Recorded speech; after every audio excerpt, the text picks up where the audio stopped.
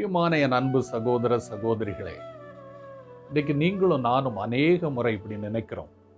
அநியாயம் செய்கிறவன் நல்லா இருக்கிறான், அசுத்தமா இருக்கிறவன் நல்லா இருக்கிறான். ஆனா நம்ம நீதி செய்கிறோம், பரிசுத்தமா இருக்கிறோம், கஷ்டப்படுறோமே. பல நேரம் நம்ம நினைக்கிறோம் இல்லையா? ஆனா பைபிள் சொல்லுகிறது, வெளிப்படுத்தின விசேஷம் 22 அதிகாரம் 11, 12 பாருங்க.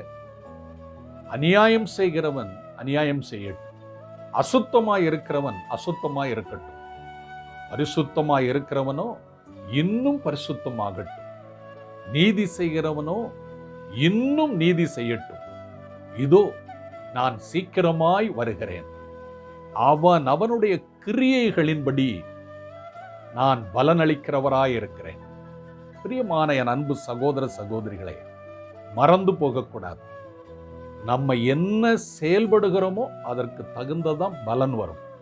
நம்முடைய கிரியைகளுக்கு தக்கதான் பலன் வரும்.